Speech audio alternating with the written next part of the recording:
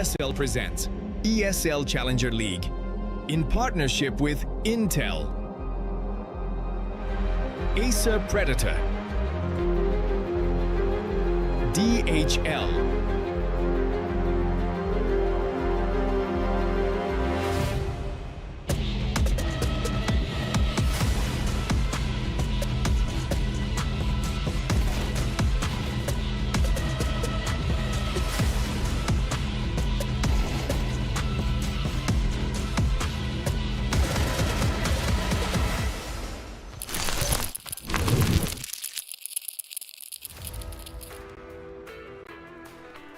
All right, welcome everybody. We're here for ESL Challenger League Season 51 of South America Cup number 2, and we are now at the grand finals, where yesterday we went through the bar burner of the semis, and now we made it all the way to the bitter end here to see who is going to be the champion here for Season 51. My name is Laz. I'm joined here with the lovely Paladin to bring you through the action here today.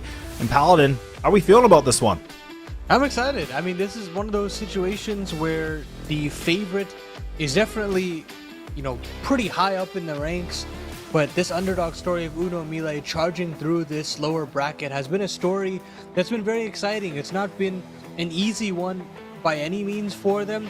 I mean, yesterday they had nearly a 5-hour best of 3 to win over LP, a team, again, that they were underdogs against, but now they have a ripe opportunity to land a chance in the finals of ECL Season 51 and a chance to get a spot at Pro League, and again, as you see with our prize pool, a chance at winning $8,000, which in VRS standards is absolutely fantastic.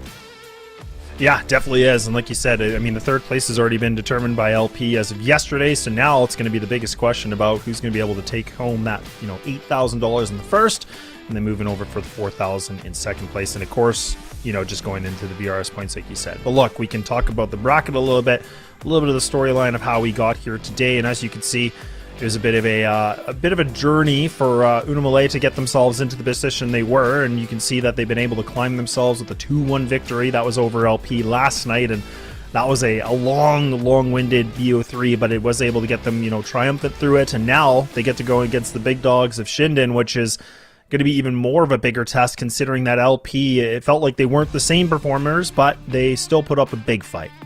Yeah, I mean, the Uno MILLE run came through the entire lower bracket. They lose the first round to Keyd Stars, and then they've got to beat them again in the lowers, then beat LP, and now we get this grand final situation that we have for ShindeN. They beat basically every difficult opponent that was there in this bracket. They beat Game Hunters, they beat Keyd Stars, LP, and now they get to play up against Uno MILLE. So for them, I think they'll be very happy with them taking care of business. I think in their mind, they want to go toe-to-toe with the best in South America. That's kind of where they have their sights on. That's kind of how the moves they've made in the off-season have been.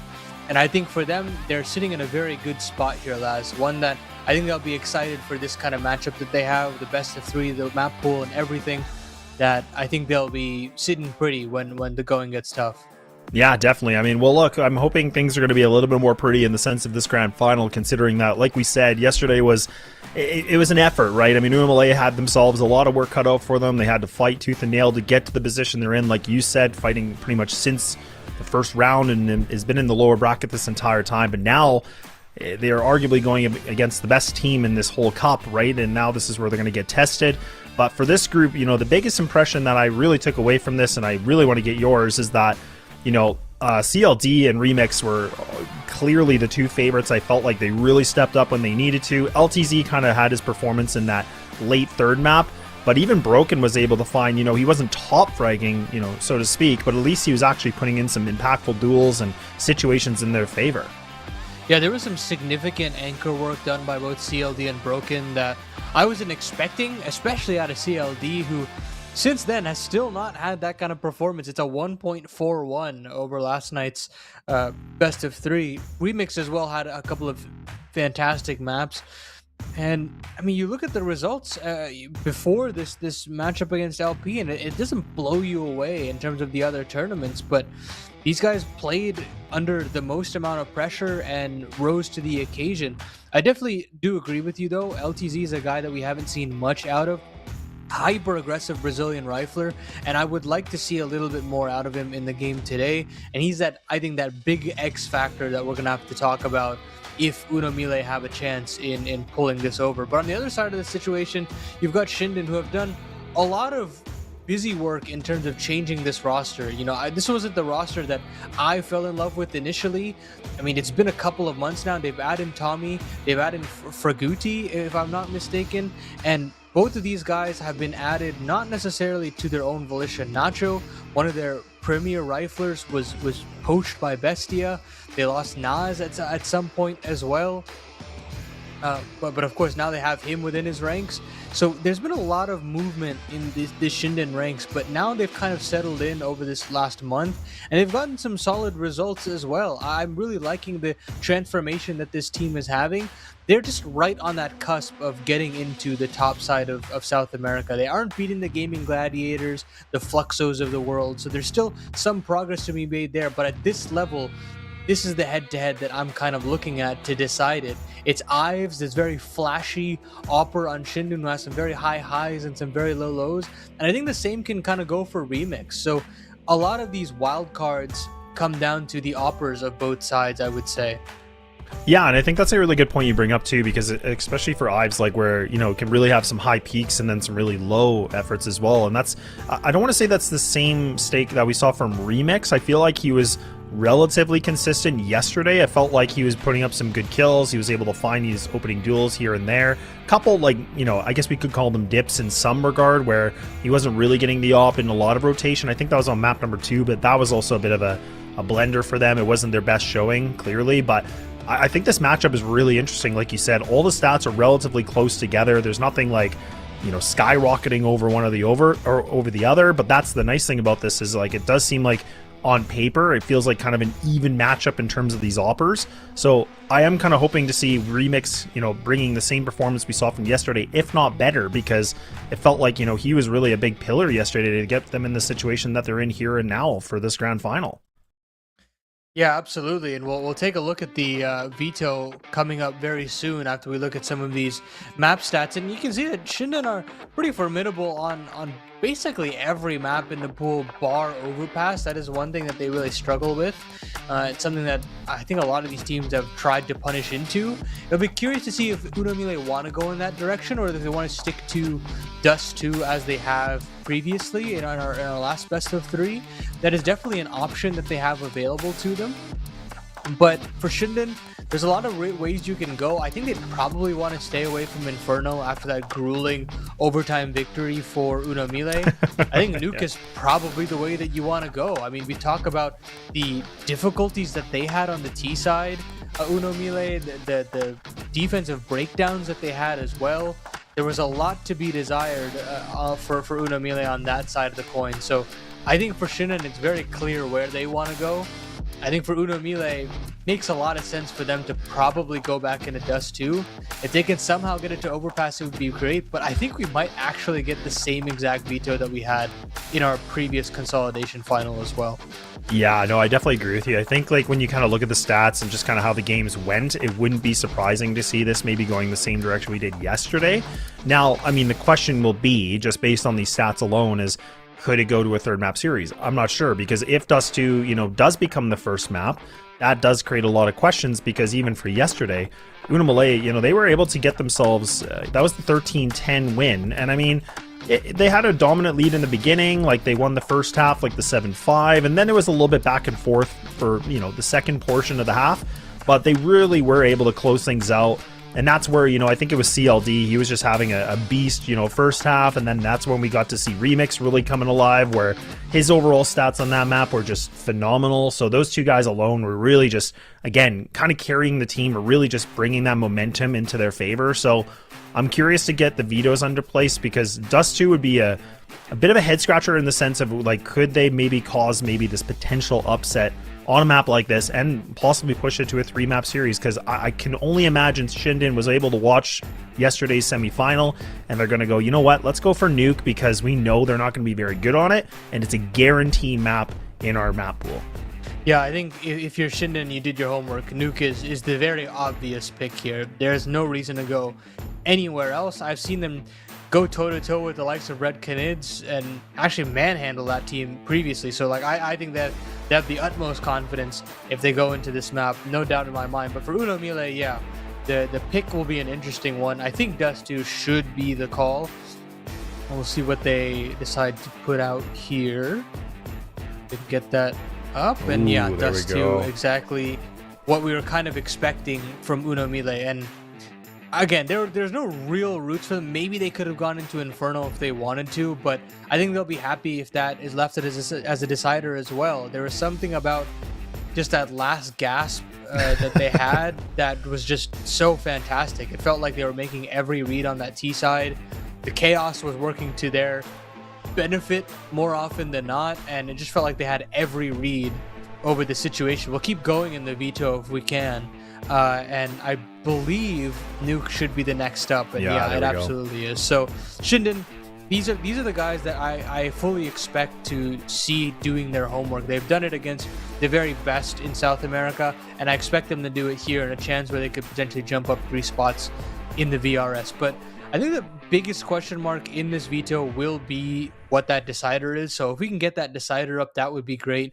I think an overpass ban is probably likely for ShindeN. Yeah, Mirage banned out for Uno MILLE. This should be Inferno written all over it. So yeah, we're getting exactly what we were looking for from the get-go. We've talked for 10 minutes, and it's basically what we talked about before the 10 minutes. But hey, it's a repeat. It's a repeat. That's okay. That's all right. It shows that we know what we're talking about at the very least, which is nice.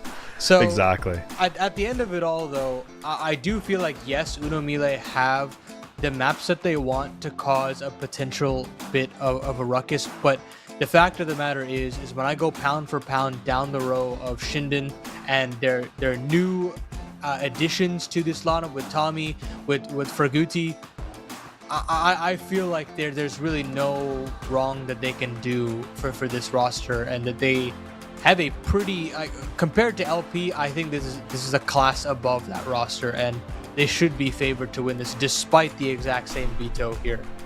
Yeah, no, and that's a good point. I mean, the thing is, though, you know, I'm starting to kind of believe in the underdog story a little bit here too, because again, like you and I both were kind of alluding that, look, LP were the favorites in that semifinal yesterday, and they kind of let it slip, right? I mean, it was Dust2 that, you know, we saw that Uno MILLE was able to take that away with a 13-10 and a really strong performance. But that is a good question you bring up, is that this is a master class or a higher class than what, you know, LP is. So now the question is if these guys are going to not be intimidated, or are they going to feel extra, you know, more confident in this matchup just because they're in this situation. Maybe they didn't think they could get here. It's kind of a big boost of morale that these guys are putting themselves in, which, you know, for ShindeN, I think they also have to make sure they don't kind of overlook these guys, right? Because you also have to give it to them. Like, they've been doing the lower bracket runs since the very first round. So it's kind of this potential Cinderella story that could really just be unfolded here, which makes it even the more exciting piece of it as well. But I do think when you're looking on paper and the statistics of this ShindeN roster, it's just clear, like, the stats are just so much more favored for them. The players have a lot more, like, oomph and firepower right behind them. But the question is, can they make it land here and now for this grand final? We have our player spotlight with Tommy Jet, and I think Tommy's done a lot of great work across a lot of different South American rosters, namely Dusty Roots is probably where you guys have seen him if you're tapped into the Argentinian space, and he's been on there for quite a bit. I mean, a little bit over a year. Of course, still yet to prove himself at the top level of South America. I mean, I attended a couple of international lands with Dusty Roots, namely the ISF World Championship for Argentina. But now he has an opportunity to really try to ascend, and of course the major is probably out of reach at this point for ShindeN, but they've been very slowly rising up the ranks to get to major invite status for some time now. And of course it's still going to be difficult to do it for the Singapore major, but hey, you've got to start somewhere, and I think this is a ripe opportunity to jump up 3 spots, qualify for the Cup Finals, and maybe even snag a Pro League spot, which that could be everything for this roster to play an international land like that. But they've got to go through Uno MILLE, and we got to go through their map pick of Dust2. We start our grand final here and now. Yeah, it's a lot riding on this one for sure, and I love the fact that you bring up the VRS points too, because again, like for ShindeN, like for them, it's only going to be a a +3 placement, whereas if UNO-MILLE is able to find this victory, I mean that's +12. Like this is a big margin that they go up, and if ShindeN lost, it'd be like a -9. So there is a lot riding at stake here. But look, we don't have to blabber about it anymore. We're going to get ourselves right into this game. We're ready to go on map number 1. It is going to be Dust 2 here for the South America Grand Finals. Besides start here for ShindeN, and Tommy and Ives both have themselves dual Berettas. Big bot, mind you, so a little extra oomph behind them. Double is not spreading them out, which is very interesting. So they've corralled up all the way through upper, but it's really the cap play that's coming through. And that sound cue should have been given over that this is all going to be an A play. Yeah, they're just swarming onto catwalk now, and you can see that now he's trying to get everything shot here, but he's going to go down quickly. UNO-MILLE actually does pan out to win this situation nicely, but now the plant's going to come through. He's making a ton of noise, making his presence known. The Glock's just trying to make the full connection, and it finally gets the job done. Now Tommy needs to be able to find 2 more kills here with the dualies. Doesn't have the kit, no more utility to work with, so now this is just going to be strictly the firefight. This is all about hitting the perfect shots. Full chamber of ammo, ready to go. They expect him. He's made the noise cue, and he's been given a one-on-one, but there's LTZ to save the day. So now UNO-MILLE, they're going to start things off with a pistol. Unfortunately, I think he thought he was much closer to the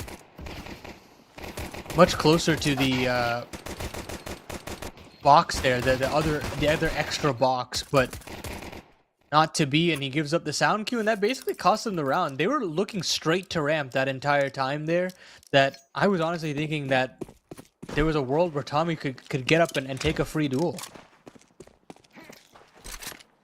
Well, that's just going to feel so much better for UNO-MILLE as well, right? I mean, the fact that, like we said, this is where they get the opening round. Maybe they're going to get a bit more excited in this, in the sense that, like, they're starting to get themselves a little bit of a lead, but can't get a little bit too careless behind the wheel. Big investment right now as well for ShindeN too. So you got the scouts, double scouts that are going to be purchased here with the MP9. A lot more invested on this one. The CT setup has actually kind of allowed this mid control to be up for grabs if they choose it. But you do have somebody on the outside of B just kind of watching things out. So they're really turtled up. You have Nas that's kind of just posted up all along. So he's already had some good control of this. The question is, what does the UNO-MILLE want to work with on this situation? You got Galils and AKs galore, but utilities available as well. You see that actually. Grudy's actually going to get himself into middle now, so he's going to switch positions, but he only has a Deeg though, Paladin, so that could be a little worrisome. Yeah, certainly. But they are playing ahead of this utility to see if they can get at least the information, not necessarily the kill. That actually procs some aggression in through cat side, and Nas gets some false info. Calls lower clear. I'm gonna come walk all the way back into this B bomb site. Complete contact here, and the cross comes through, the information is gained. Scout can now come up to fruition. They're all here. What a shot from Tommy. Oh no, this is bad. They're all here. They're all ready to go for this, and even Tommy might be able to find this duel, and that's a head gone. Ooh. And now Remix, he's not going to have any sort of a reply, and look at that. A blink of the eye, and ShindeN, they respond back quickly, and the rifles are going to be picked up. So honestly, a perfect stack from these guys. You could already see 4 CTs were ready to go. You had the big flank of Nas in B tunnel, but it's Tommy that's able to lock things down with the scout. Yeah, despite the fact that they were able to box them into upper tunnels like that, it still takes some hell of a shot to actually get it over the line. You get 3 scout headshots out of Tommy. That's insanely valuable.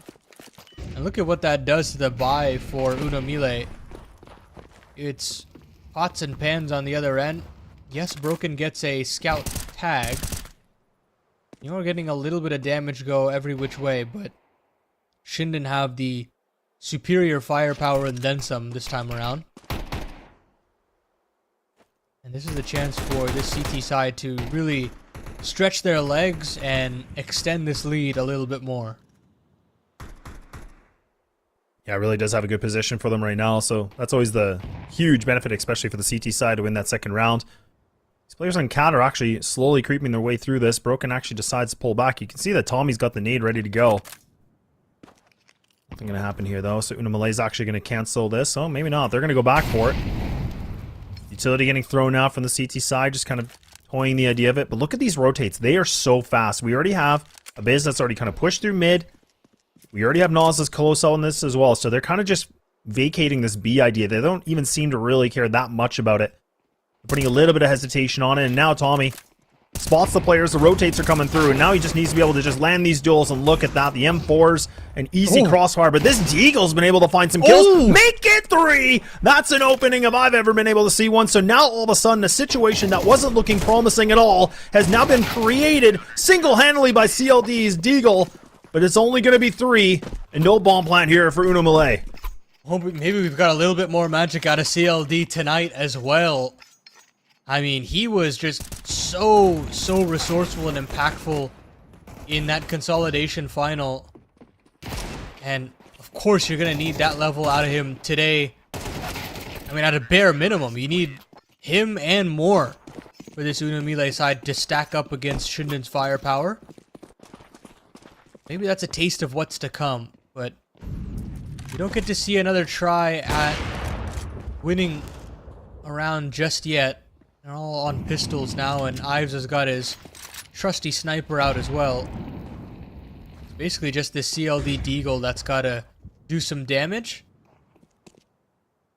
Yeah, good push into mid, though.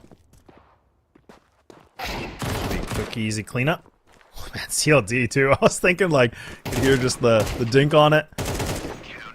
I think the biggest thing for me, you know, Paladin, we briefly talked about it, and, you know, you just mentioned it now, though, you know, very briefly, is just like, you know, for CLD kind of finding himself in some decent form so far, it's going to be a big question, again, about who's going to pull up with him, right? Who's going to ride or die with him here to, you know, get some shots and get some big kills to really move this momentum around. This is going to be the biggest test. We saw that, I think the AWP was actually purchased as well, so the money was very much available into this, so Remix, a little bit more of a highlight to see what he can be able to bring here for round number 5. Nade going to get thrown. A shot made. Nothing going to be able to land. Ives now. This is the big test that we talked about. This was the head-to-head matchup that we were mentioning in the pre-show. Now the CT setup has been mixed a lot here. I mean, this is where we saw, you know, kind of the singular anchor, a B, and then kind of like leaving mid. But now you got the double mid and leaving A lot more light here in the defense. They've been able to get a good read on this in the sense of they know that MILLE has been putting a lot of pressure in mid and also Cat. So this is a nice reaction right now from ShindeN, you know, in the mid game. Berguti now looking to retake Cat. Double mollies go in, carpeting this short side, but Broken still lives. Are they going to clear this? Yes, they absolutely are. And Broken does not get a chance to fire off a shot. Ives now getting activated over there on the B side of things. So much damage being pumped out by this MP9. With 50 seconds left on the clock and not a lot of utility left, it's got to be this Cat play, and CLD has hit the deck. Oh man, look at how much of the rifles are just making all these connections right now for ShindeN too. This firepower seems to be, again, we were talking about the elevation of it, and it definitely seems like it's becoming a mountain to climb right now for MILLE. Like, even for that round, like, they really weren't able to get much more than, what, like a singular kill, if I'm not mistaken, so really not much for MILLE to work off of yet. It's starting to look a little bit scattered, potentially. Looks like a tech potential issue on the docket, but I'm loving the mixture, though. I love that, you know, the double Molotov here on the catwalk that just kind of put Broken in a really bad position because he was stuck right on the corner of stairs, and that was, I think that was Tommy, if I'm not mistaken. He was the one that was jumping around and just clearing that information. That's a really nice play because they know exactly if someone's there, I have him dead to rights. And again, you're starting to see the class that ShindeN is at right now, where they're not going to sit back and let the plays come to them. They're not going to let mid-control happen right in front of them and just let it happen. They're not going to let short control happen and just not make a move. That is a very proactive decision to drop those Molotovs, play behind them, clear it out into the mid-round, gather information, and force the T-sides to make hard decisions in man disadvantage scenarios. And when they do that, that's when they make the wrong calls. So for ShindeN, right now they're playing that very oppressive style of CT side, and this is exactly what I wanted to see out of LP in our consolidation final, and that they were never able to adapt to. So now that Uno MILLE have got to play up against this class, how do they play against this kind of disruptive style of defense? Do they up the tempo a little bit more so that they can't allow these mid-round plays to happen? Do they play a little bit more forward in terms of taking map control early and then commit off that map control? There's a lot of options here that Uno MILLE have, and I think they're just going to go with the latter. Just go charging into this B bomb site with pistols. Nas now has to come up to bat, but Abiz is there as well as Ives on the rotation. Now, Ives has got to be a little careful here. He's taking a dink, but he does everything on his own. We talk about him being the X Factor, Laz, and he shows up in spades here. Yeah, really, really a nice clean round. I mean, like you said, it was a bit of a gimme in the sense that Uno MILLE is just, you know, tech 9s and just some light utility to see if they can work with a rush and maybe get that bomb down, but they were able to find themselves, you know, a couple of kills here, so nothing really too much for the CT economy to break a sweat about. They're looking still pretty decent. But yeah, Ives really locking things down with the triple. A 5-1 scoreline now, and we see, once again, the guns are ready to go. The ops out, double stack here into middle. Remix not able to spot anything, so we'll see if anybody on the CT side wants to go for a late swing onto this. Remix gifted a nice easy kill, but can they capitalize on it? Now the CTs, they're going to re-aggress it to middle. Look at this. It's their territory. It's got their signature all over it, and now Uno MILLE, they don't know how to react to this. They're just getting pushed back on the boards. And now they have to reset once again. You can already see a player in the back of T-Spawn has to go for the bomb. A little bit of cat control. But you can already see the ShindeN's actually just re-aggressing in long control, going to leave a player there. And they're just investigating, and they're doing so much groundwork right now. I mean, Clone now, I think you just have to walk the smoke. But they think better of it. That, I mean, that is the only way back in. Maybe back mid to B, but look at this. They're pushing all the way through. It's unrelenting, this ShindeN defense. Two backs should be turned. That's the bomb dropped. Molly on the bomb as well. So even more time rotted off the clock. And yes, you're tossing in this cat XE here, but it's all telegraphed. You know exactly what's coming. It's either it's got to be a fake and you move back into B, or you got to fight these CTs. But there's so many players to deal with that it's only a matter of time for ShindeN to grab their 6th. I love that play though, right? I mean, again, like we were kind of talking about this before with ShindeN, is that, you know, they're playing aggressive in middle, then they switch up their whole composition where they actually put 3 players down long, and then that's when they actually re-aggress right here to re-flank into middle on the backside, and that's where, you know, again, Uno MILLE is never expecting it. Why would they? They've never had a team play this aggressive against them yet here in the lower brackets to getting to this position, so now they're kind of meeting their maker on this. ShindeN is really just upping the tempo. They're really mixing up the playbook here. And everything they're trying, Uno MILLE, it just seems to be steps behind. They go for a 1 kill of Remix to, you know, find a duel in long. He's already eradicated. Now it's a full reset one more time. And Ives is already posted onto Cat. There's so much aggression onto this right now. And it's such great CT work that we're seeing from ShindeN. We didn't get to really see the full effect of this yesterday, but man, this is becoming a masterclass. Yeah, of course, the aggression is nice, but it's the calculations that they're making in terms of what's open on the map when they go for these aggressive plays. It's not like they're just doing it willy-nilly. As you saw with the long push coming out, Cat was still being watched by Ives. You still had a mid-rotation coming through in case that it was a Cat play. And if not, you know, there's still mid-pressure as well. There's so many different avenues that ShindeN are covering to make sure that things do not fall apart. And with that, for Uno MILLE, it's really hard to find an opening when, 1, the individuals are playing as sharp as they are, and 2, when the game plan and protocols are this airtight. Yeah, it's a really good point you bring up, is, you know, like you said, it's the fact that everything's just so calculated. It's not just them like holding W and going for duels. Like, there's a lot of plan to this, and everybody's got a role to play in this aggression. So, oh man, this, oh man, Ives gets away with it, and look at Abyss. He's actually going to swing into B tunnels as well. So he has the intel that at least one more player's there, and even Ives, he's just going to re-aggress. These guys don't even care anymore. They're in a full DM session. And now this is going to be an 8-1, surely, unless CLD can be able to find himself the performance that we've been mentioning in the pre-show of what he was able to bring yesterday in the semis.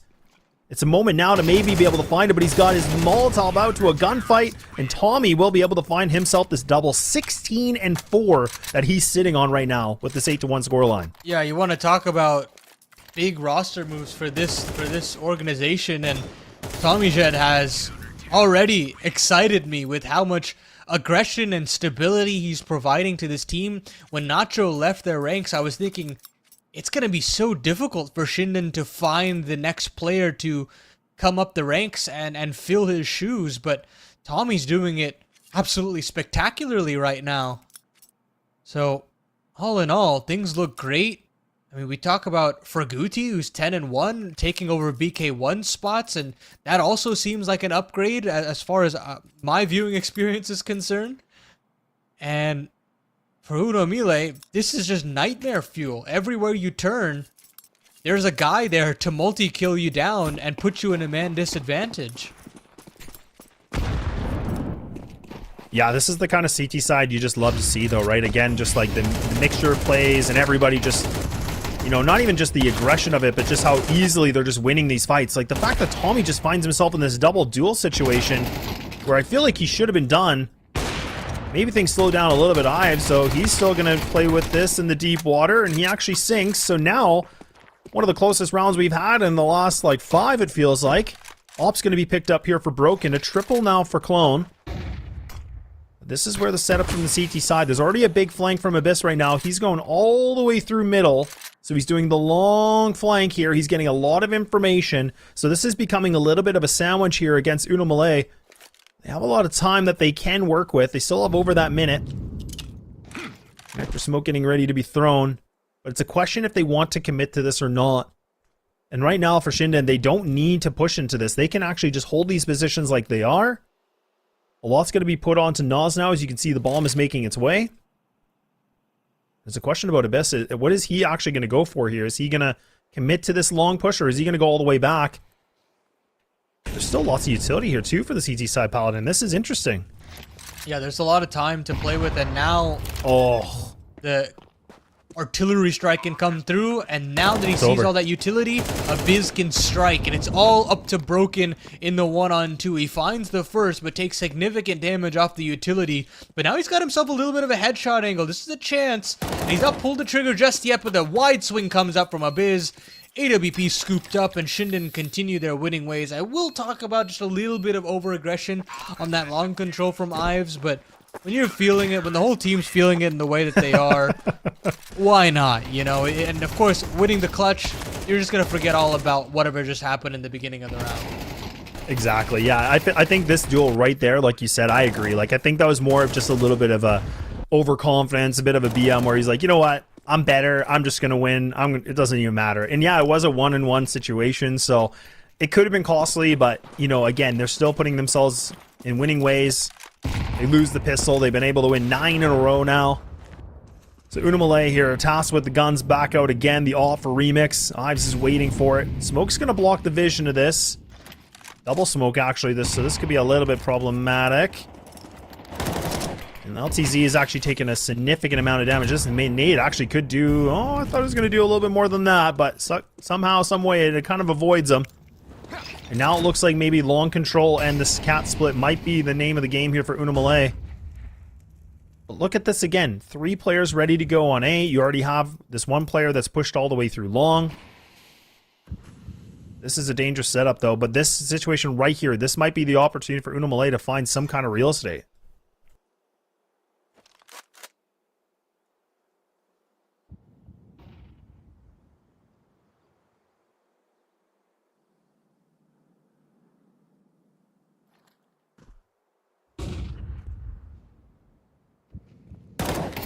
Tommy dueled here with the 1.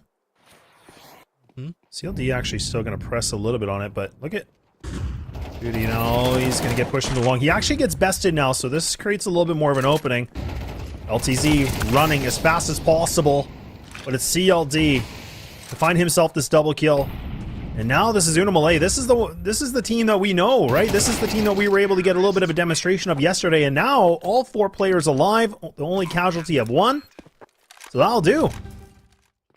Yeah, the only real mistake there, per se, for ShindeN is that They fall off their aggressive tendencies and give a lot of room over to Uno MILLE, and that's what you see what happens when they can set the tempo and play out their default. They've got good long protocols to actually take that spot of the map and put some pressure on the long corner player. And after all is said and done, Uno MILLE, you still have a chance to find 3 rounds. They're going to go for long control again, and Ferguzzi will fall all the way back. He doesn't have the same support as he did in the round previous.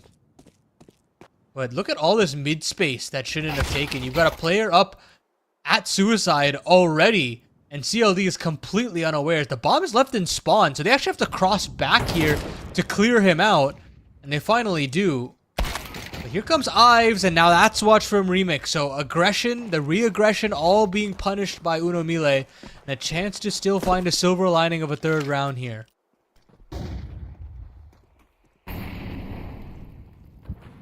And the man advantage right now for Uno MILLE, and actually double players into lower will make their way into B tunnel now, but Tommy, a bit of a peekaboo. Good molly, gets the noise cue as well, so now Abiz is now going to get tested here with 2 players. Not the bomb, but that's going to be Clone. Quick on it. Flick of the wrist. Great entry now, so this is an opportunity, like you said, to maybe find this 3rd round in the final. But that bomb's still in middle, so this is a little bit scary in the sense that Remix is holding on to it, but there we go. They're going to be able to get these kills. They don't even need to get the bomb plant. It's a 9-3 for the first half, and we're going to take a little break as we get ready for the second.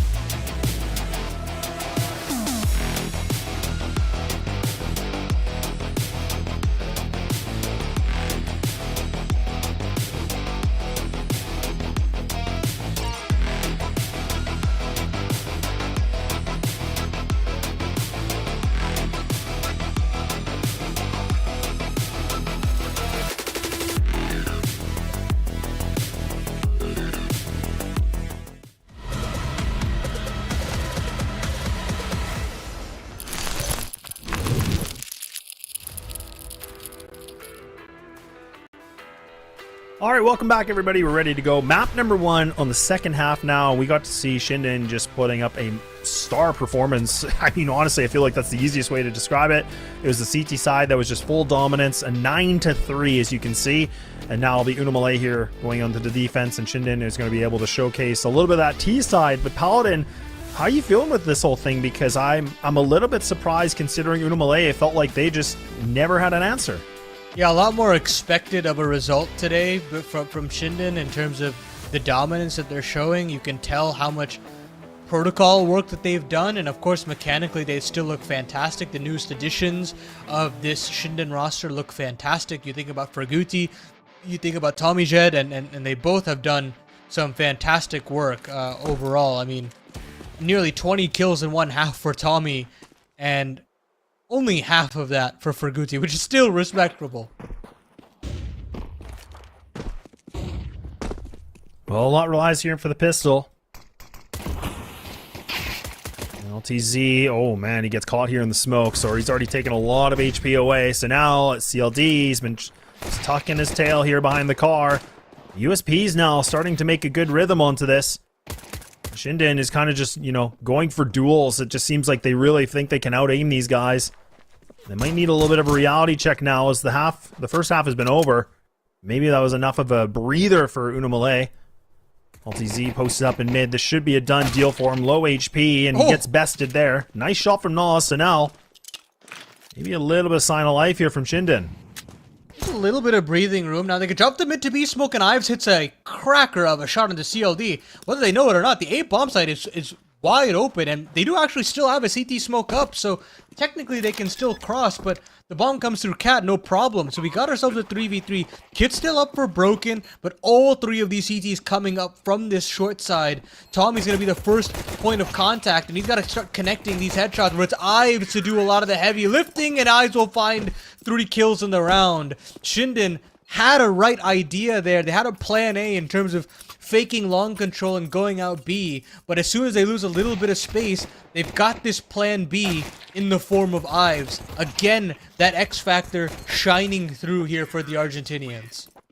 Yeah, and that's the one thing I love too, though, is that, you know, when we see these pistol rounds with like the P2 purchase right away, I feel like it's so strong. Like I feel like it is utilized quite a bit, but I think sometimes I feel like it's always kind of overlooked a little bit. It's kind of a weird mixture, I feel like, but it's good to see, and especially someone like Ives, where he's sitting at 13-6, getting the triple, and now MILLE is just like, you know what? All right, let's just roll the dice. Let's just see what happens here. We're just gonna go for a run in mid. And this could be a quick, easy one. And there's Ives once again. That P2 doesn't seem to land any good shots. Finally does. A little bit over 1 and 2. And that is 11 grabbed up here and now. So this is going to put a lot of pressure here for MILLE if they can't be able to find this pallet. And I think that's all she wrote here for map number 1. Yeah, absolutely. And you don't even really have everything you could ask for. Remix will not have that AWP. Something to think about long term for them. But at this point, it doesn't really matter when Ives is looking this red hot. Only comes in through the short side in terms of some aggression.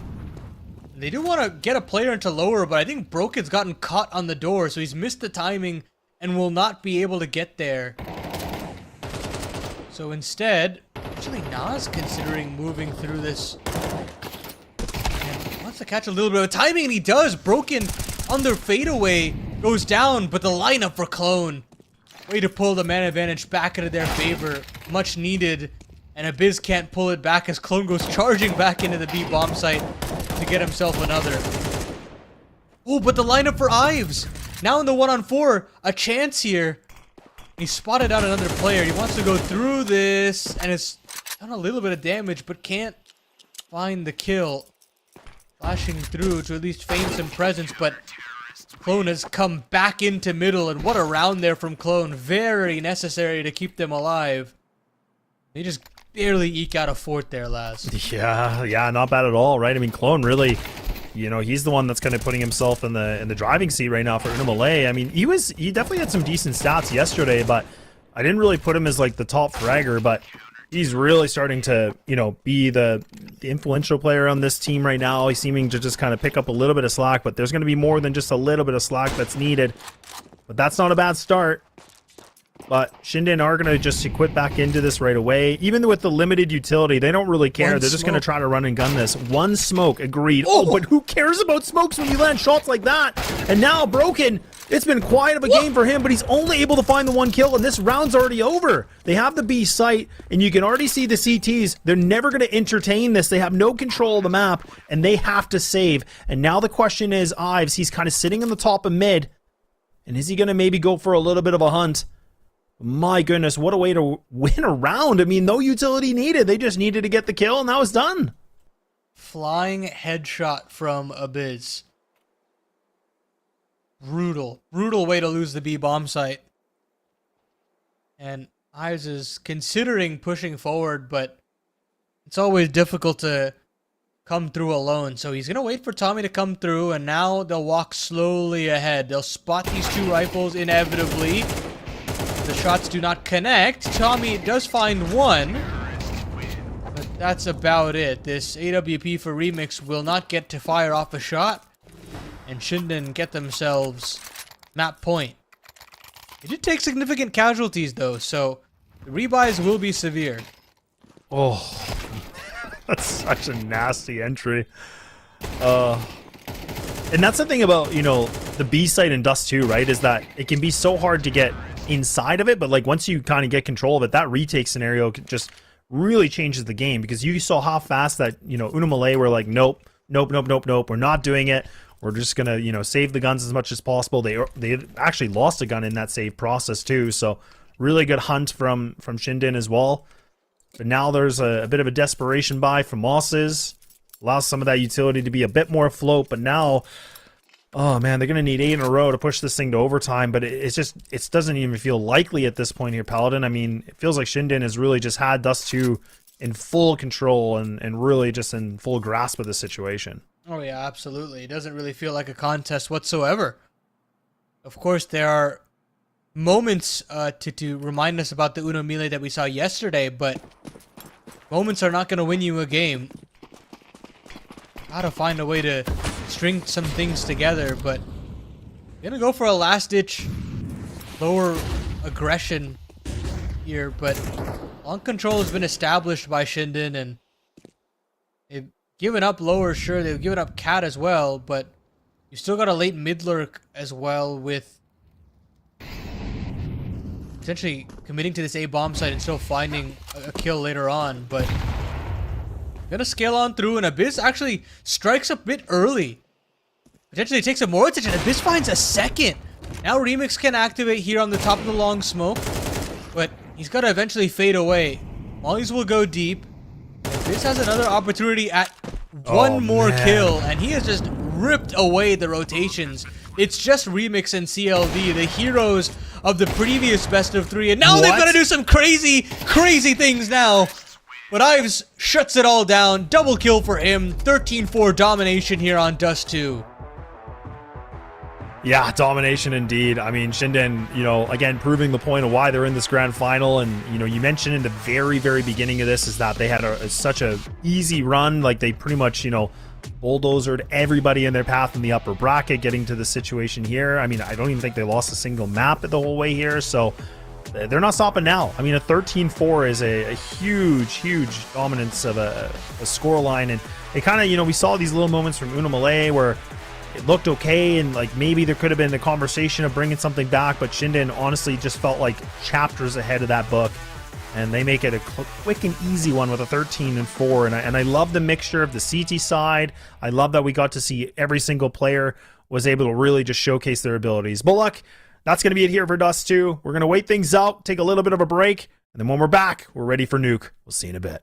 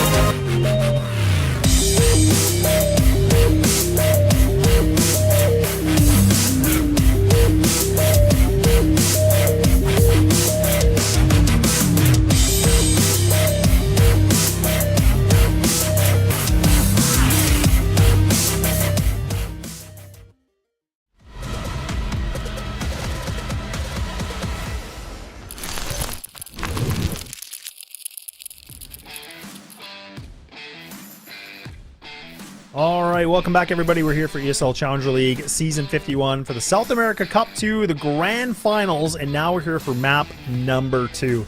We got to see on Dust 2, ShindeN was able to just, bulldoze their way to making it a very quick affair, and now we get to go over to Nuke, where this kind of makes me shaking in the boots a little bit here, Paladin, for a team like MILLE, where, yesterday it was a lackluster performance. It was a lot of different things that we could probably describe it, but it was pretty ugly to say the least. And now this is for them to stay alive in this best of 3 in the grand final. Otherwise, this could be all over and dusted with. 2.1 rating, 124 ADR, 9.43% swing from one player in Tommy Jed.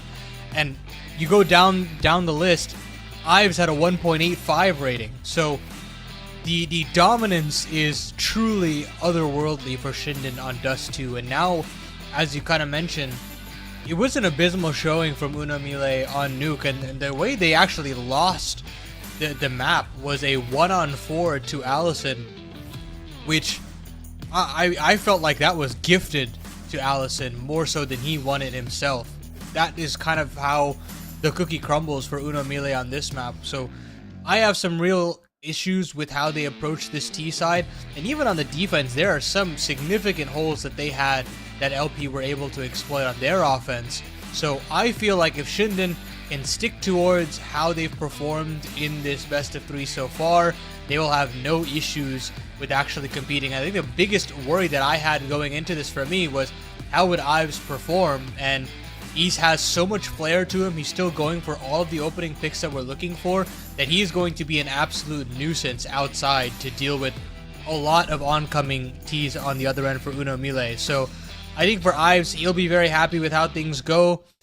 The real only downside that you kind of had was Nas was off in some ways, but he wasn't really challenged throughout the game. I mean, they went to B a couple of times, but he got his pertinent 1 or 2 kills that was necessary. So I'm not really looking at him and pointing any fingers just yet, but if you had to look at anybody to potentially exploit, that's probably the guy I would look at. But even that topside anchor, it's a lot easier to cover up the weaknesses of that side of the map when you've got a player in mini, when you can have a heaven rotation come through as well. So I feel as though even with that weakness, it's going to be really difficult for a team like MILLE to potentially shock.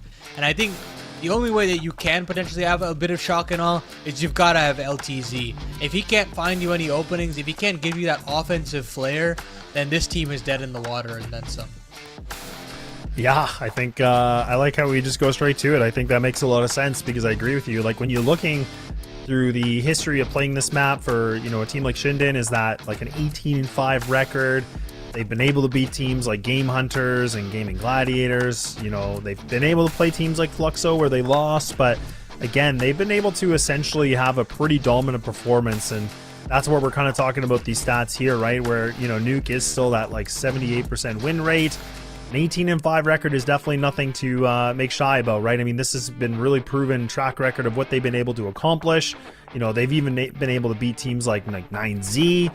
So really, this is like a heavy lean of the sense that ShindeN are in the best position in the world to maybe getting this thing done with a 2-0 here for the grand final. But like you said, MILLE, they're going to have to figure out some kind of, way for the players to really wake up, realize everything's at stake here, and they're going to have a performance of a lifetime. Otherwise, like you said, I think it's going to be all and done with. But I'm curious about the game format of how ShindeN wants to play this. Like we saw in Dust 2, they were really aggressive and calculated, aggression that was on the CT side.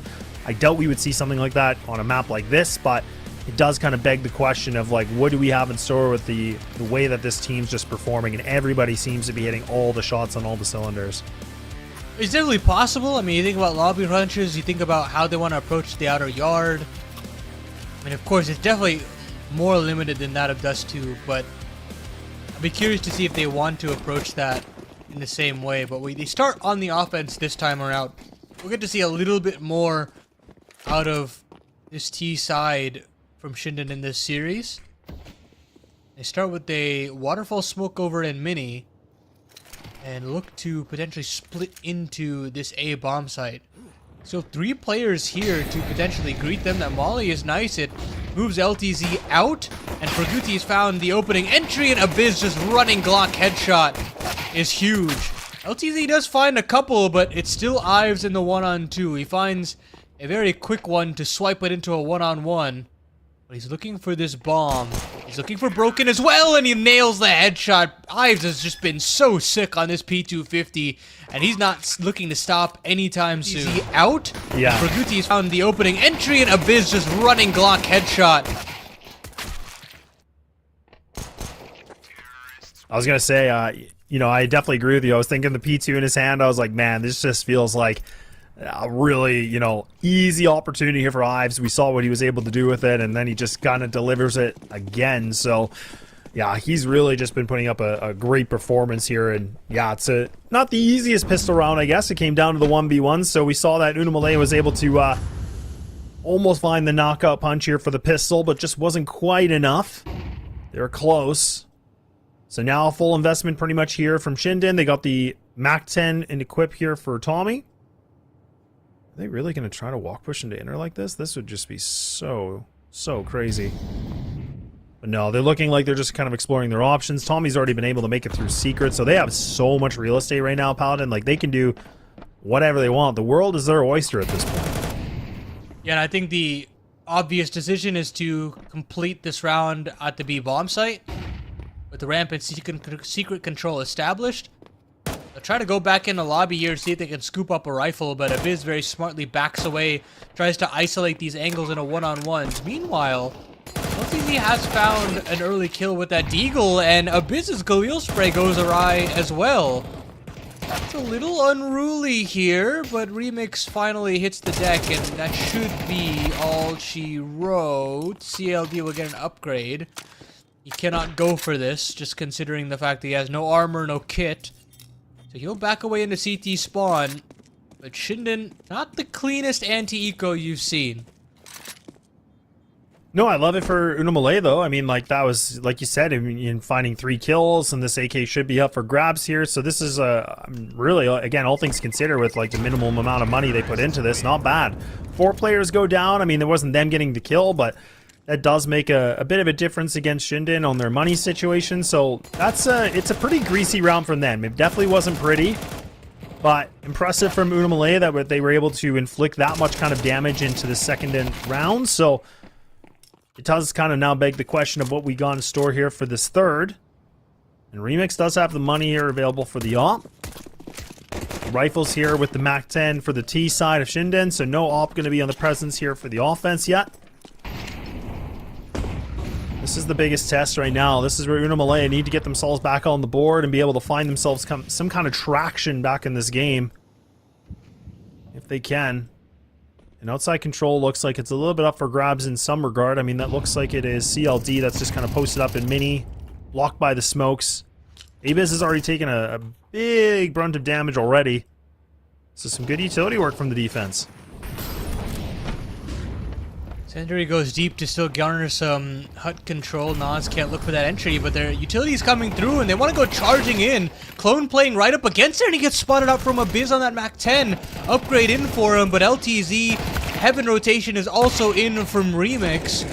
This should be a well-handled round. I mean, it's a bit telegraphed there in terms of how they wanted to go into that A-bomb site once Abyss strikes. And the response team is very swift there from MILLE, so credit to them. Getting to the scene of the crime as quickly as possible and making sure that there's a trade every step of the way.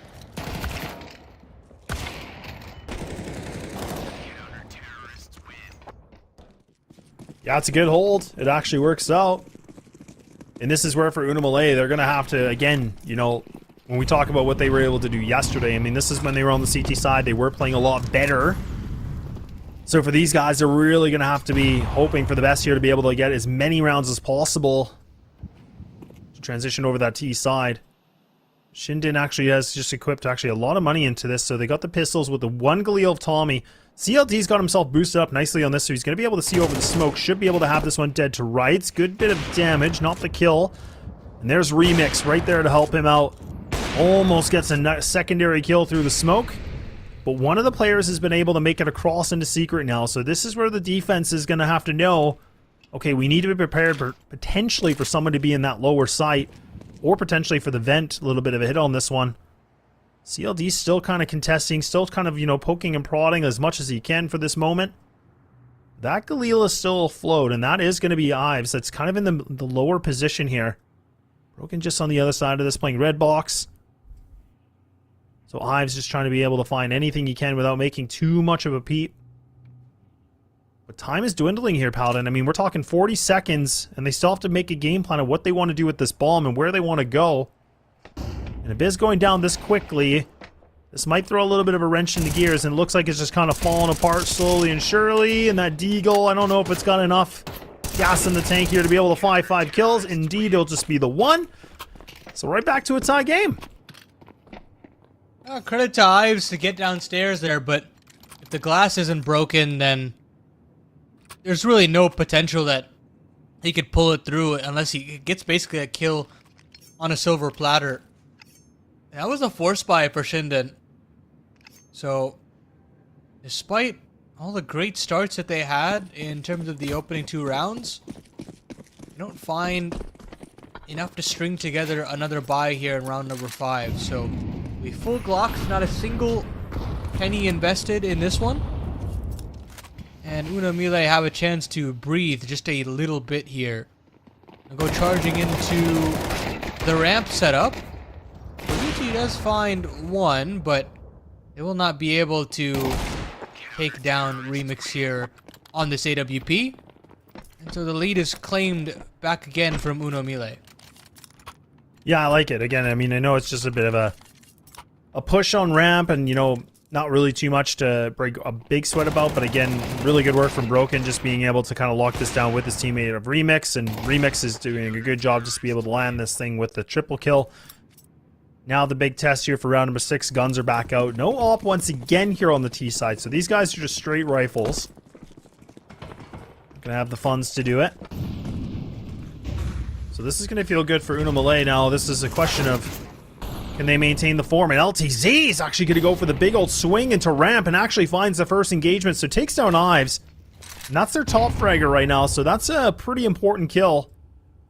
And now do we see someone like Tommy may be able to, you know, step things up? He's had a little bit more of a slow game on this one. But I love that, you know, a little bit more of this confidence that we're seeing from MILLE to go for some duels. Remix has already pushed through Squeaky. He's already got a good position into lobby. This is a very different setup of MILLE that we've seen, and I'm a big fan of it. Yeah, absolutely. And now Remix does have a chance at punishing a T on the way back. You also have a player walking in through hut side. Should be able to potentially catch him out. He's the only player actually on the A bomb site. And now here comes the wrap. Oh no, power both players in opposite bed. I thought there's only one player on A, but they're both spotted out. CLD comes in with the rotation, but it's too late. We talk about the defensive breakdowns that MILLE have had on this map, and that's one of them. I don't understand how they're 2 players in one position. There's not even room for there to really even be a bait and switch setup there. Yeah, it's very odd that we saw the double player event like that too. Like I really just don't understand like the setup. And I was thinking it was actually looking relatively decent in the beginning where they were playing aggressive and Remix was posted up onto Squeaky. I was thinking, okay, these are not bad things to try. But the fact that, like you said, Tommy was able to kind of skirt himself outside and, you know, go through heaven and just getting that much control, like that's just a huge gap in the play from MILLE. It's giving him a lot of praises, and now it's gonna be a lot of sorrows here because they just kind of let that one get the rug pulled under them, and now we're all of a sudden, I mean, like that, ShindeN, when you give a little bit of room, they're gonna take a mile here. Wow, what a bizarre sequence to unfold. But ShindeN, they're gonna punish the mistakes. If they see opportunities like that, they're gonna strike while the iron is hot, and that prompts an instant timeout there from MILLE, and rightfully so. If you look that discombobulated, there's surely something off kilter in the communication. Luckily for them, they don't have to take this timeout and go into an eco. They can go straight into shooting back with guns. And all the bells and whistles they could ask for included.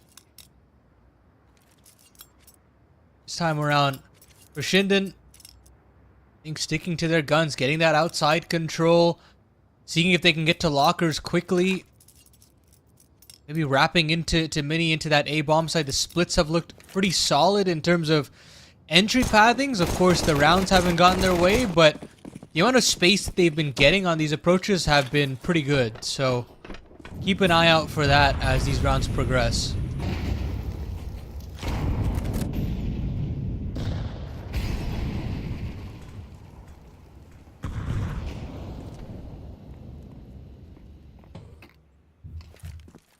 He's getting propped up here.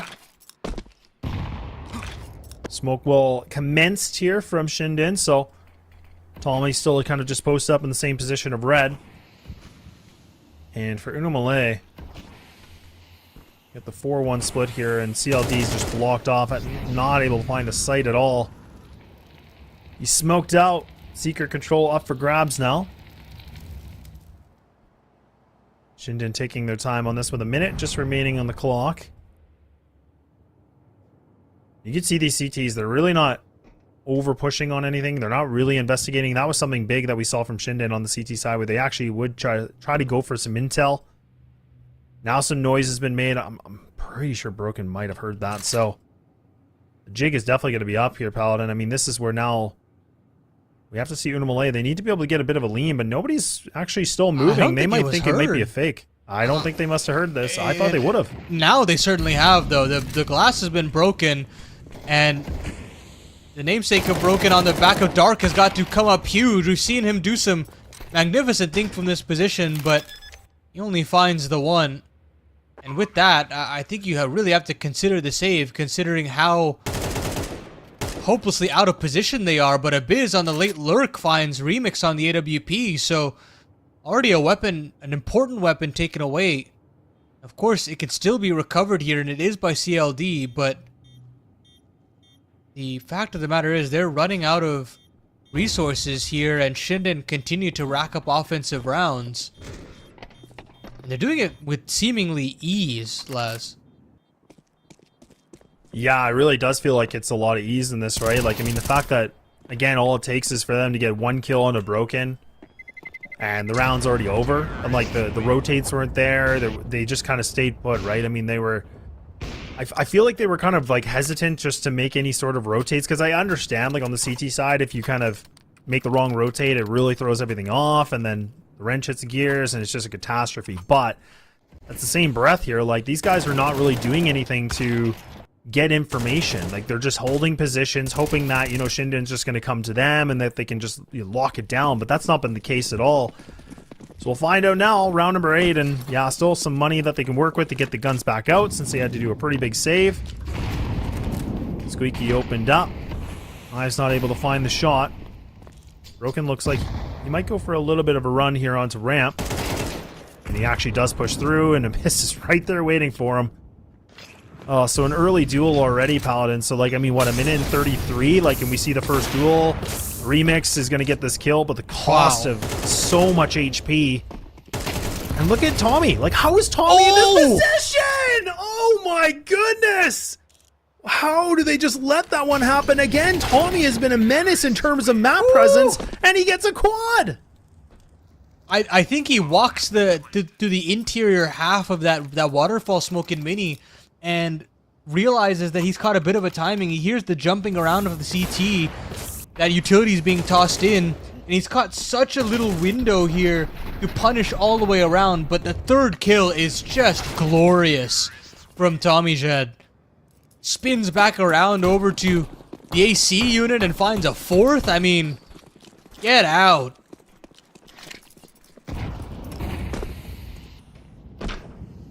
Oh man, that's just gut-wrenching for MILLE. Like that is just gonna hurt so much. Just to allow Tommy to be able to manipulate the map like this, and really, again, I mean, I know he's 6 and 7, but again, like all the impact he's been able to find and just being this nuisance outside like this. MILLE have really just kind of allowed a lot of gaps in their nuke, and that's what we were kind of worried about on this second map. Warning shots made with the Deagles, and Ives now might get caught here with utility. Can he be quick with the op? He gets his first. Can he find more? He's just going to bring a Tech 9 out, and he does get one more before he goes down. And CLD, yeah, he's running for the hills. Like, you can already tell he's like, yep, no, we're done. I'm good. I don't want to do anything, and it's all up to you, LTZ, and good luck finding a gun. That is awesome. Usually you at least see somebody like consider getting an exit when they grab a gun like that, but no, doesn't want any funny business. Moves all the way back, and they know exactly where he's gone off to. They're gonna see if they can try to get it back. Of course, there probably still is money to buy it even if they want to, but now that the warning shot's gone off, smoke comes up. Oh, he's on bullets. He's just gotta, yeah, he's gotta reload. He's gotta reload. He's got it off in time, but through the smoke, and Tommy will find him. A quad kill in the round previous, and now a triple here. Quickly now positive in the KD department, and just soaring through this T side or ShindeN. Yeah, and this is what we were talking about, right? Like, again, this is, you know, the amount of officials they've had under this map. It's really just, it makes such a difference, and it's one of their highest winning maps. So ShindeN really just giving a good performance of this. And you can definitely see a lot of the Achilles heel here for these guys of MILLE, where like they can have some okay setups and they're doing some okay protocols, but then they like leave something, you know, wide open or just not really overlooked enough. And this is where ShindeN have done a really good job just kind of playing some mind games and really just kind of pulling the thread slowly on these guys. And double ops now, so MILLE, I feel like this is kind of a desperation now, right? We haven't actually seen this for quite some time. Try for the first time in this series, and Remix, oh, he just misses it right by a pixel, but he does get himself at least the one. It's an instant trade out. And the CTs, you can see, still grouped up on the inner site here, Paladin. They have really put, again, a lot of idea that, look, let's just hold this A site. They're not going to go lower. But I feel like it's been the wrong read countless times. Yeah, they're getting all the way downstairs right now. 2 players through the secret stairs. And you've got a late lurk coming in through Hellside, and what a shot onto Broken. He doesn't even have a chance to fire a shot off. And now the red carpet's rolled out here on this lower site. Bomb should be able to go down no problem. CLD and LTZ should be off the save. But I mean, at a certain point, Laz, you've got to go for some of these. You're running out of chances to rack up any sort of CT round. But they're just so hopelessly out of position here that it really is going to have to be a save. Yeah, it kind of feels like it's Inferno CT side where you just lose the site control and you're having to play the save simulator. But right now it's Nuke, and like you said, they're going to have to eventually try to do something here. And I mean, I get maybe this round they don't particularly want to, but I mean, this half is getting closed in pretty quick. So I mean, this whole save situation is just not really going to pan out. And now CLD, okay, he's going to be able to win that fight. So at least he can, you know, survive another day here. But again, with the money being so low right now for the CT side, they should have enough if they want to, you know, FAMAS up or even MP7. They could with some utility, but we're talking a 7-3. And, I mean, ShindeN is really just, again, done such a great job of, like, mixing things up on the outside, like going for heaven or even just going for the backstab and ramp like that. So for round 11, this is now where MILLE, we kind of need to see a Hail Mary here. We need to see something different in their setup and just kind of throw these guys a little bit off guard or get them off course. Yeah, they've really been allowed to default however they wanted to all game.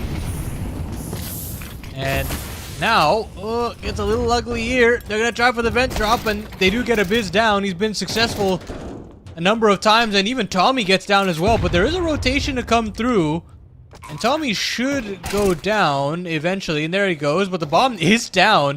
A Biz is still here, and, I mean, yeah, they can just defuse the bomb. It doesn't matter. They take all 5 players down swiftly, and that's one of those, like, sucker punches if you're ShindeN that you're just looking to just find the knockout blow. And if you don't, it's alright, but if it does, then hey, you pretty much broken them. So I think for them, they're okay with the results here. That's just one of those pocket strats that you hope go your way.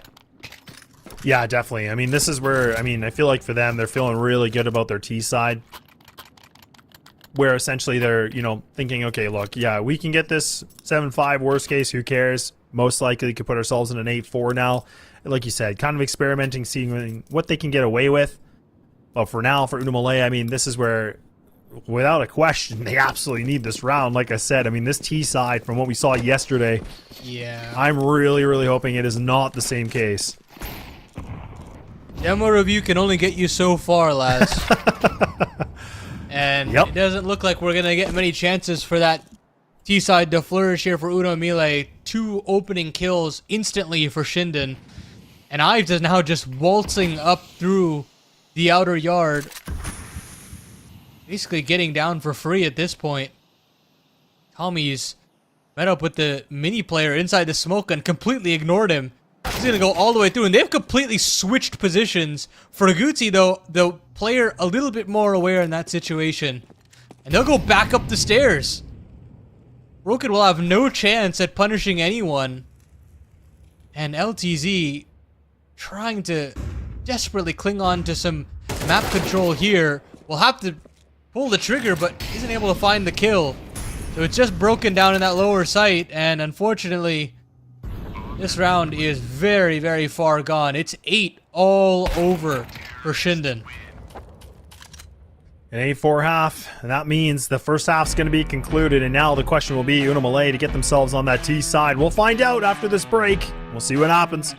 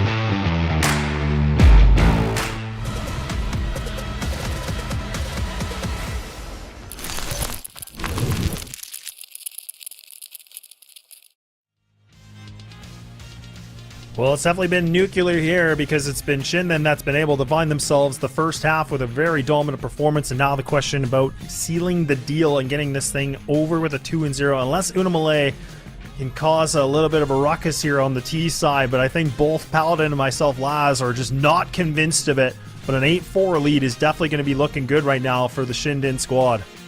Sure, you've had some nice highlights for sure if you're on the ShindeN side, but fundamentally, they have just understood Nuke a whole lot better, and this is kind of just what we expected out of this team when they picked into this map. But it's up to MILLE to see if they can buck the trend somehow and shock us here in the second half, but it's gonna have to come up with some miracles here. Lurk smoke up onto the vent side of things, and Tommy's playing ahead of it. He wants to look to take away the hopes and dreams of MILLE straight away, and he finds 2 kills quickly, make that a triple.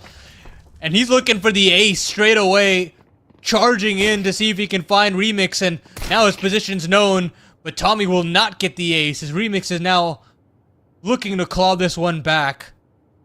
Still has 3 more kills to find. Swaps back over to the USP, but Nas is there. Tommy Jed has just been a star in this series. Yeah, he really has. I mean, again, it felt like he had a really slow start in the beginning of this map, but then it kind of felt like he just started getting that motor to run better and better, and man, has it been purring. Getting himself in a position like that and squeaky with a USP to find the quad. Oh, man, just again, when you think it could be okay for MILLE, just they get gut punched one more time, but Tommy has just really been trying to showcase an MVP status here for the grand final, and I definitely feel like that's up for a conversation. It feels like he's really just been putting up some, you know, significant numbers here. MILLE, though, going to just try to run and gun it. They're going to get that mini control, and thankfully for the MP9 to be able to slow things down just a little bit. Doesn't look like a bomb plant's in the plan here in the tea leaves. Not going to be the case, and that is a 10th. Quickly mops up here for ShindeN, and now only 3 needed, and they're done. Yeah, they are just speed running their way to the finish line to that cup final. And they have absolutely earned it so far with the fashion in which they've been playing. Doesn't really feel like there's a real weak link to this roster right now. And you know, they're currently at a LAN as we speak. Still looking to actually go deep there against the best in South America, and they're looking to join that elite caliber of teams in that space. Ooh, Ives. And this would be a nice way to do that. Ives has definitely caught a bit of a timing here.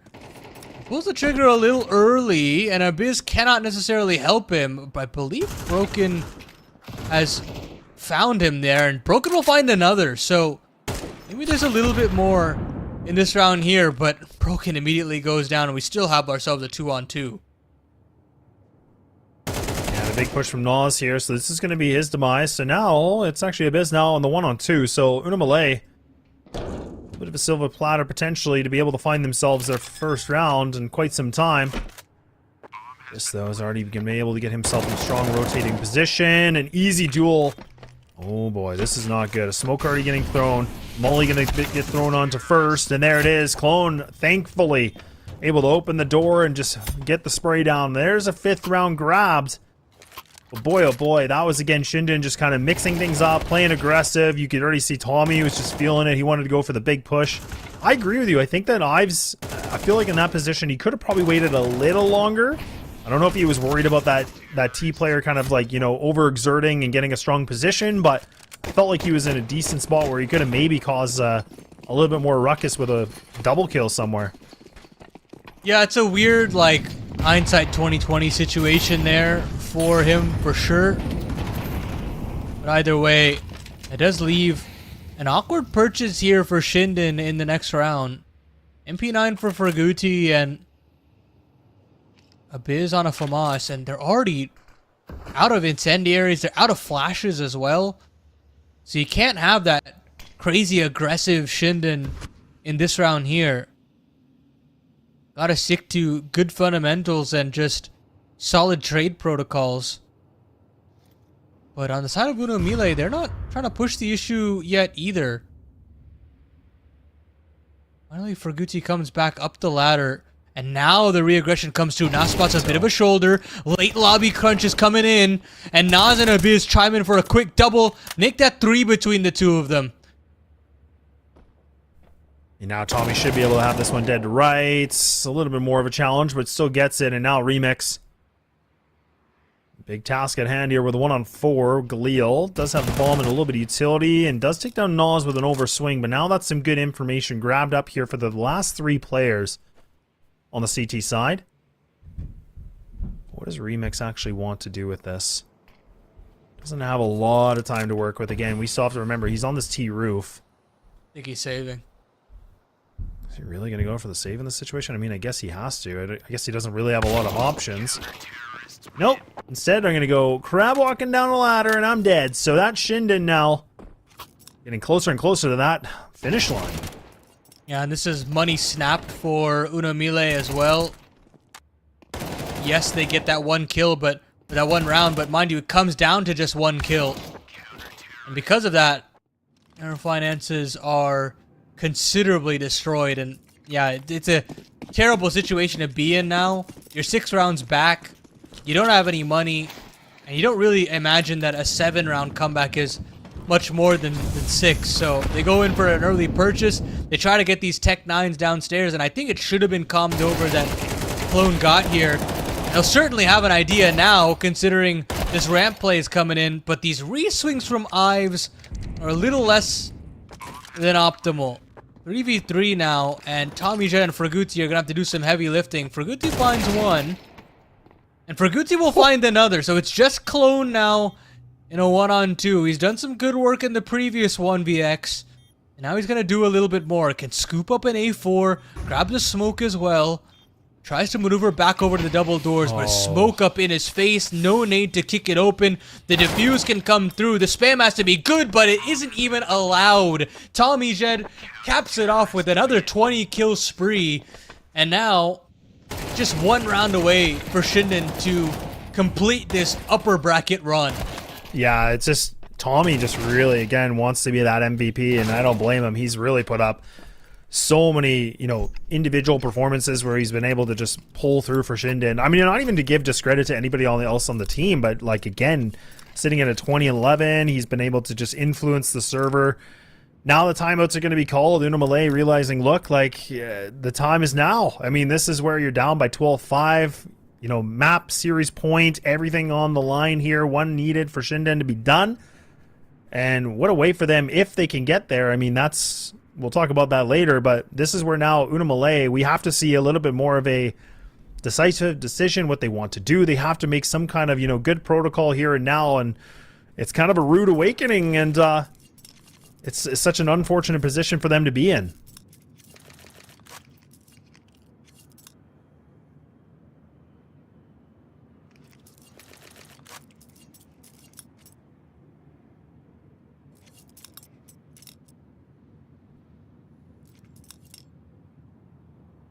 I'm kind of thinking too, Paladin, what kind of conversation could even be happening right now for Uno too, right? I'm not really sure. I was thinking about it, double timeout. I mean, they got to do it, which makes sense. Right, but right. It's just, there's got to be a pep talk here, or, good handful of them at least. Yeah, I mean, a pep talk. I mean, even just taking the timeouts to potentially, slow the momentum down of your opponents is sometimes things that people consider. But, yeah, either way you swing it, it's just not a pretty picture for them. At this point, taking it 1 round at a time is probably the name of the game. So focusing on what the strategy here is probably of the utmost priority. But it's tournament lives on the line here for Uno MILLE. They've had a hell of a run through the lower bracket to get to this point, but right now it feels like ShindeN are a team possessed. Clone, though, still wants to extend play. He's been finding significant impact here on this T side to keep them within this. And Abyss is making a hell of a lot of noise. LTZ should be able to get up, but TommyJet, the awareness of this guy throughout Nuke has just been spectacular. And look at this right now. Like he's even going for more of like looking around. Like he's actually just clearing up so much information. Now Nas is like, okay, I'm going to try to see what I can find, but he goes down. So this is where he gets a full face of lead. Ives is getting a little bit more active here with the ult. He's got that bomb intel, and Abyss actually does go down, but look at Ives again, man. He's popping off. All of a sudden, this man advantage is dissipated very quickly, and now finally back in their grasp, but there's Tommy, but he can't seem to find it. And luckily, CLD with a quad kill to keeping them in this game. Yeah, you're starting to get some of the win conditions that we were kind of talking about in the pre-show for Uno MILLE. And it's CLD to get a quad here and keep us alive just a little bit longer. All these rounds have been close, so economy has not really lifted off for ShindeN, so it's another weak purchase that you gotta imagine that Uno MILLE can get this one over the line and maybe pull this to a 4-round difference. Tommy Jet's been spotted here. Molly will go deep, and that should dissuade him. But really look towards that A4 where he's positioned. Ives, the second rifle, has already fired off on the AC unit. Forguzzi finds a solid trade to upgrade in the hut. Oh, but CLD's already gotten out. Yeah, this is good. CLD is kind of getting back into this, you know, strong position that we were hoping to see originally in the first map, but Bomb's going to go down potentially. There it is. And now Abyss gets the 5-7 into work. He goes for a swing. Oh no, not like this. Not a way for Uno MILLE to potentially lose this whole thing. Bomb's down, but the defuse is sticking, and now Tommy just waiting for the perfect moment through that smoke. And LTZ goes for the kill. He's able to find it. Flash getting thrown. Tommy in a tough position. That HE could be problematic. He dodges it. Doesn't have the kid in his hands, but he's close on by. A little bit of time to still work with. And LTZ, he's been able to find things out. It's all a ruse. And I think Uno MILLE has been able to survive another round just barely. And Tommy running for the hills. I don't even know if he can survive it. He will not. So everybody down, and Uno MILLE 2 in a row to keep on moving. Yeah, but for Uno MILLE, just getting it over the line is everything, because now there is no extra purchase for ShindeN. They do get a little bit of breathing room. And goodness me, I thought Abyss had this second kill, or sorry, the third kill on a silver platter, but just can't convert. And we play on just a little bit longer. And this is the thing about Uno MILLE, right? Is they've had just so much tenacity throughout their run, even against LP yesterday. I mean, what was it? 8 chances to close it out for LP, and then they weren't able to do it. Yep. Oh no. Oh, is he gonna run out of bullets too? Still gets a kill. Okay. Alright, not bad. They're slowly and surely doing this, but guns back out. Hit me baby one more time, maybe, I don't know, but ShindeN. No, it just kind of makes me beg the question about, we've seen, like, you know, Tommy that's been able to push outside quite a few times. Do they want to play this aggressive, you know, stance on this again, or do they kind of be a little bit more composed on it and give a little bit more respect? I mean, it's still 4 rounds of a buffer. And mind you, these rounds have been, I feel like, relatively close. Like, I don't think they've been, like, landslides. And even Clone, oh man, he tries to go down vent. He gets punished for it. We went over this yesterday. That's not the play anymore. Oh, this is a bad start for Uno MILLE. Yeah, you can say that again. A lot riding on that vent drop to make this ramp play even more potent, but now they're probably gonna have to go straight through a smoke here, Laz. I don't like that. So they think better of it. They move back over. They see a second smoke coming through and maybe thinking there is 2 players there.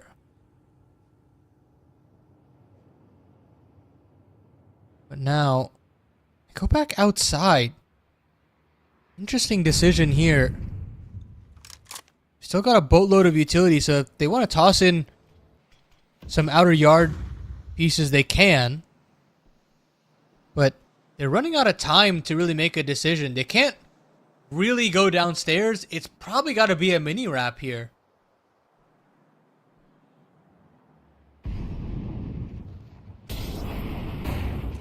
he's getting thrown, so a little bit of a ruse, and they actually don't even use any smokes for outside. They're going to try to cross, and they do get a good timing on this. Player in heaven actually spotted this a bit late. Shots made here. Now they're kind of pinched a little bit in the vent, and okay, LTZ does win the engagement. I was a little bit worried for that swing with Nas. He's got the shadow, but he can't land the shots now. It's a 3-3. The bomb's going down. Trying to spot just the edge of it. He can't be able to find it. And T's are falling apart now. LTZ sitting himself on a triple kill, maybe to find this ace potentially. Indeed, he's on the quad, and all of a sudden it's down to Tommy, the player that's been looking for the MVP status, finds the one, and it's all just down to this situation. A do-or-die moment here for ShindeN to get this thing done, but he gives his backup to it, and MILLE, they survive another threat once again. Oh boy, I mean, they just do not say quit here. After getting the 5-on-4, you feel like ShindeN's got it in the bag. Even Nas getting a favorable duel to swing into. We just can't connect the dots there. Throws Tommy into a tough situation. He's got to play the 50-50, swinging out left instead of right. And now back to pistols once again as MILLE look to pull this lead to just 2.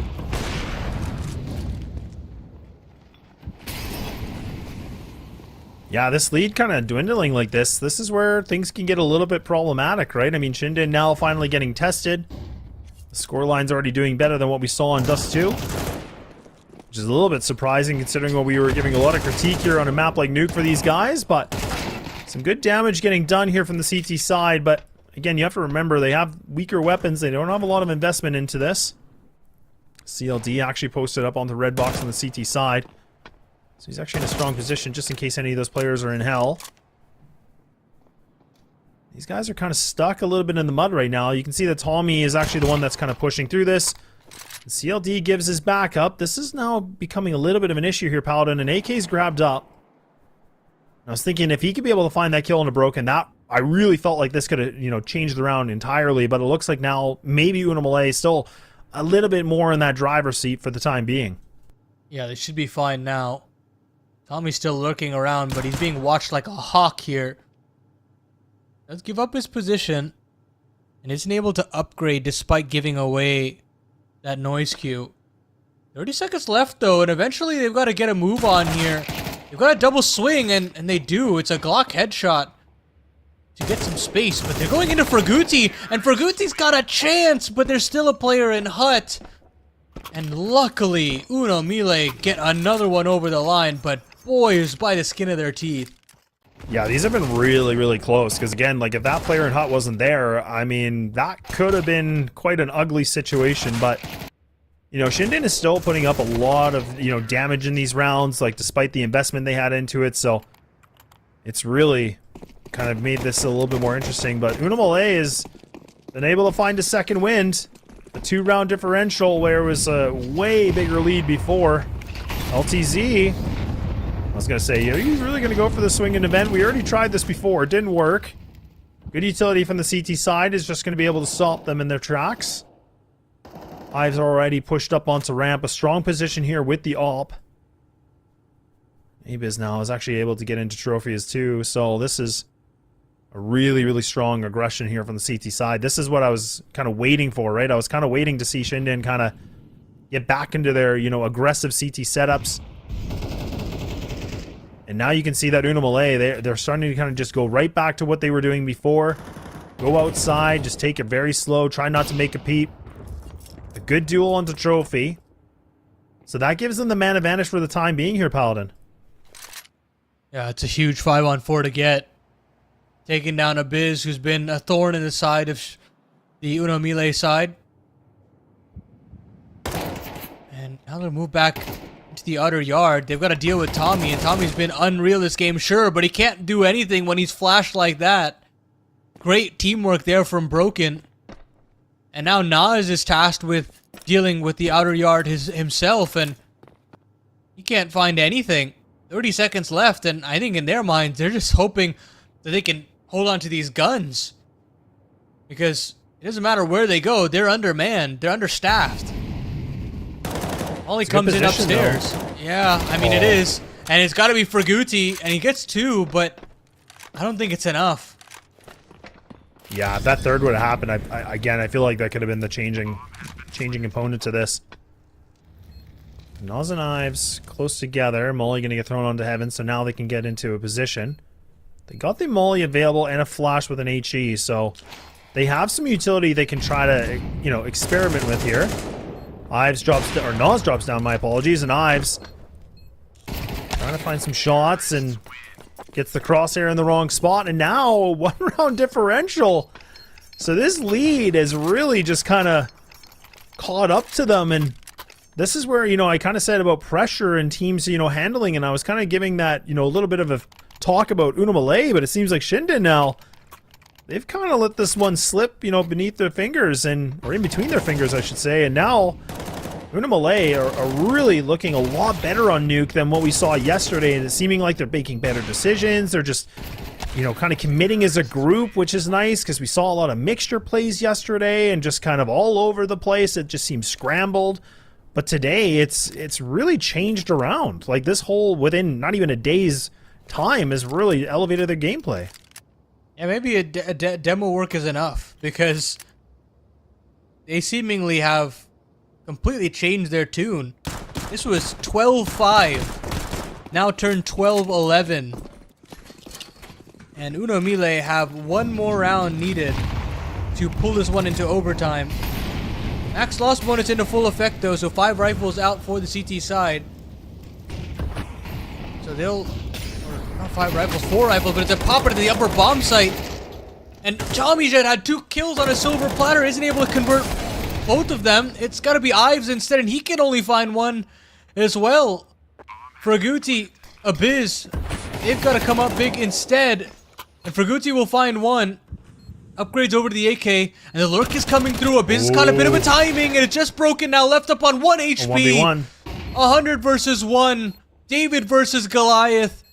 And broken, the hopes and dreams of MILLE rests on his shoulders, and it's not to be. ShindeN have to slog and grit their teeth to earn this win on Nuke, but they do it nonetheless. They are the champions of ECL Season 51 South America Cup number 2, and they do it with a Herculean performance from TommyJet. Wow. Yeah, I mean, it kind of feels like Tommy, you know, dropping 29 and 18. And I mean, if it wasn't for him, I feel like this map could have gone the other way. But again, a huge congratulations for ShindeN. I mean, again, let's not forget these guys were the ones that were able to kind of walk through the upper bracket, taking everybody with 2 zeros, and it kind of felt like it was their whole cup. And then we get into Nuke, and honestly, this is not what I thought it was going to be. Yes, it is a win at the end of the day, but MILLE, I mean, I got to give a lot of, you know, kudos to them, considering how messy it was yesterday. You know, you made the joke about, yeah, maybe a demo review is enough. Yeah, it kind of looks like it is, because this felt like a very different team. They were down in the dumps, and then they brought themselves back into a very close situation in this game, which almost looked like overtime was very much prepared. Yeah, I honestly thought it was an inevitability with how the game was shaping up, but this is the guy, this is the tournament MVP for us. It's TommyJet, who has just been an unreal addition to the ranks of ShindeN. You know, losing Nacho to Bestia was a blow that I didn't think that this roster could overcome, but they have found another guy who has put in so much work in his time in the Argentinian scene and is being rewarded with an opportunity to showcase those talents with a team like ShindeN. And I'm so excited to see this guy's development against the very best in South America. Now they have an opportunity to play up against the best in South America, now qualifying for the Cup Finals here in Season 51. I mean, look again at their bracket run that they were able to have. This was MILLE's side of things, just battling back all the way in through the lower bracket, and eventually, after a hard-fought win against LP, fall to ShindeN today. But on the upper bracket, we can take a look at the absolute domination that ShindeN have had. Guara Esports, Game Hunters, Vivo Keystars, LP, and now MILLE. It's about as good of a bracket run as you could absolutely ask for at this point. And I really do believe in this roster to actually go toe-to-toe with those fantastic SA rosters that have been developing so far in Brazil and beyond. Yeah, no doubt about it. I mean, this is what makes these kind of, you know, situations in these cups really, really exciting is the fact that we get to see a lot of teams, you know, prosper and get big and, you know, really showcase what they're developing on. And you got to give, again, a huge congratulations here for ShindeN to getting the 2-0 done. Like they said, or like you mentioned, sorry, is that they were able to get through the upper bracket pretty much with ease. This one felt a little bit more nerve-wracking, but look, that's it here and now for this. That is going to be your champions here for the cup number 2. My name is Laz with Paladin, and massive shout out to the production here today. We'll make sure to see you guys and bid you a farewell for next time.